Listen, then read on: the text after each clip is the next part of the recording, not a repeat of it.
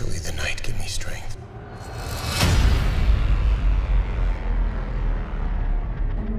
I thought we were going on a weekend getaway, not to film some movie audition. I have friends who shoot on location and they book.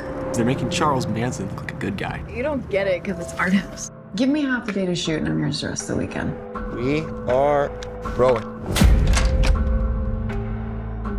Nice little story you got here, my friend. The insane influence of Charles Manson. The mind that you live in, the thought that you live in, is a family. I love you. What if I was like fat and old? Would you still love me? Believe me, my children are coming. If I started murdering people, there'd be none of you left. I am a mechanical boy. I am my mother's toy. Bring them to me. And I play in the We're leaving right now. I am a mechanical Tonight is the night of resurrection. Charlie's Will's Manson. Charlie's Will's Manson. Charlie's Will's Manson. Charlie's coming home tonight.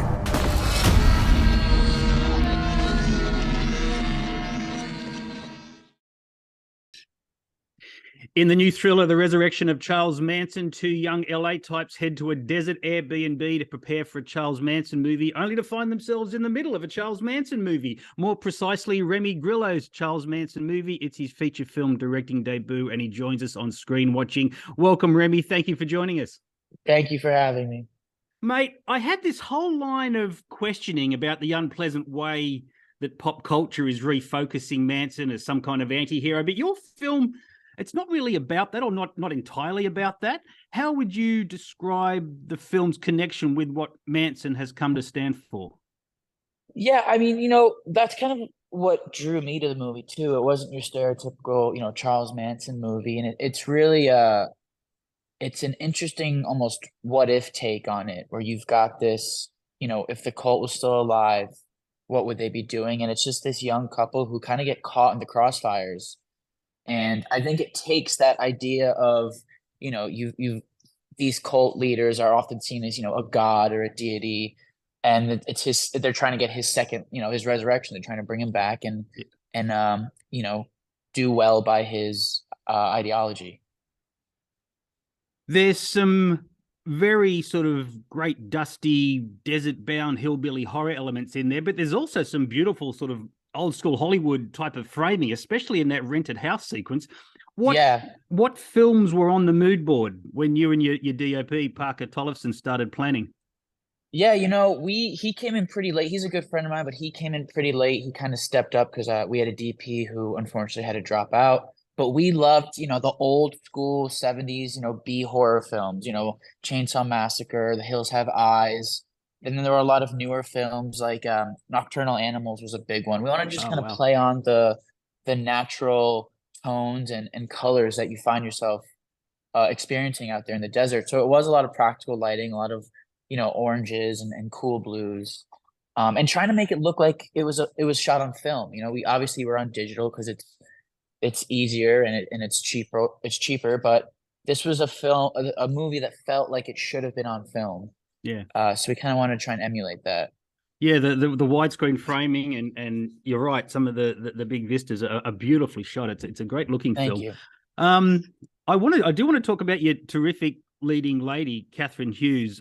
Josh Plasse, I think it's pronounced, the writer and the star. Yeah. And yourself, you probably had a fair idea how you wanted the part played. What did Katharine bring to the table that brought her Tianna to life? Yeah, I think Katharine, again, this leads into all the difficulties. She came in like 3 days before, but Josh had worked with her previously, and I had come across her. I worked as a PA on a show that she was on, so we had crossed paths a couple times. But she is a big just film junkie, and she's super smart and super creative. And she was a lot of fun to just collaborate with because she had all these interesting ideas and these little nuances that she would bring to the character, because she's kind of playing a character who's playing a character. Yeah. So there were a lot of subtleties that she would bring to the role that just brought it that much, that amplified it that much more. Yeah, I wouldn't want to give away the twist in it because it caught me by surprise. But when there's a shift in her focus, let's say, there's she really brings the goods in that regard, and I thought that was she's terrific in the part. Yeah, she was very subtle, which was really nice. I think sometimes with these types of roles and these types of movies, people go over the top, and she always played into the subtlety, which was, I think, to her benefit. In looking at all the coverage of the film, one aspect that's been ignored by a lot of reviewers and writers is that this very meta element that Tianna is auditioning for a Charles Manson movie. Is there a kind of a satirical shot at method acting types in this script? Because that's a very cool way to open the film. I think so. I think like we were shooting it, we're kind of making fun of ourselves a little bit, like we're going out. I know so many people, they go out on location to shoot wherever the audition is, or even during this audition process, I was getting self tapes for actors who were auditioning for the role of Ben, the boyfriend previously.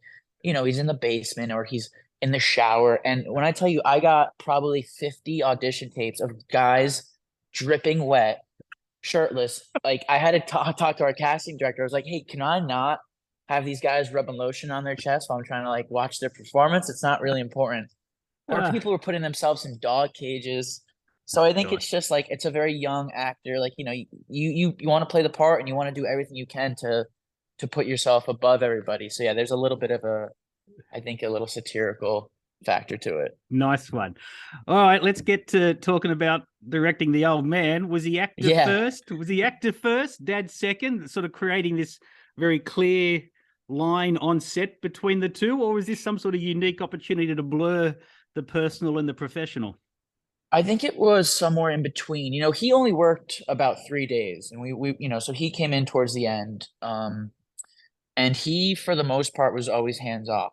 He wanted me to either, succeed on my own or fail on my own, but figure out, how to fix all my problems. But when he was on set, we had a blast. I mean, we had so much fun. It was such a weird thing to be like, on set, because I grew up watching him, obviously. That's okay. Watching him work and being on set, visiting him. But this was the first time that we were kind of working together. No, not kind of. We were working together.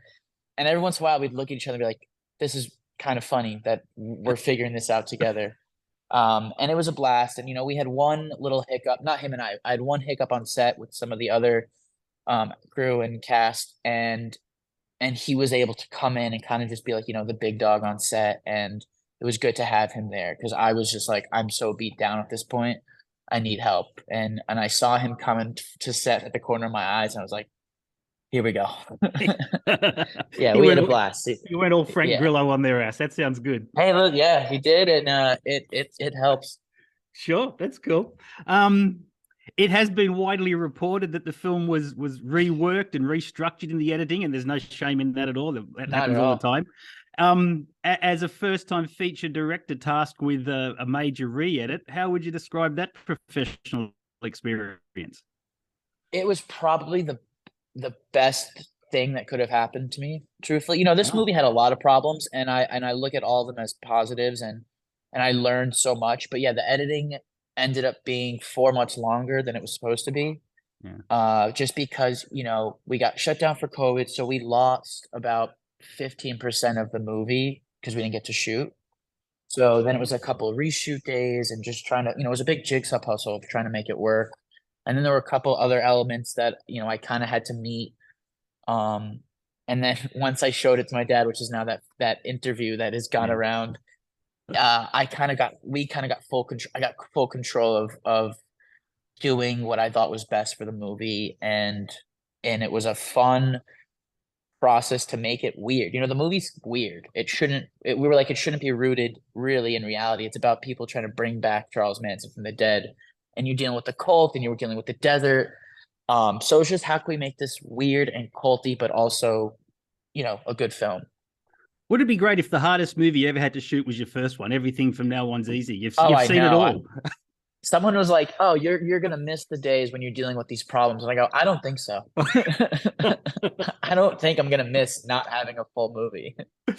I guess finally, mate, it's every Hollywood boy's dream to be given the keys to a feature film. What do you take away from the resurrection of Charles Manson that you'll pass on to the next generation of Grillos? That's a good question. You know, I guess it's don't get too overwhelmed by it. You know, there's a lot that I had to, you know, take lead of and be in charge of. And I enjoyed every second of it, but there were a couple times where I think I let my, you know, my youth and my green nature kind of get in the way, but I had a ball with it and take every kind of bad moment to learn from. Because now I know, like, you know, moving forward, there's so much to be aware of and so much to keep tabs on and so much to do differently. So, Mate, it's such a joy talking to you. The film is The Thank you. Resurrection of Charles Manson. It's on downloads and DVDs and platforms all around the world as we speak. So congratulations, buddy, and I look forward to the next round of films from you. Thank you again. Thank you very much. I don't know, mate. Bye-bye. Bye.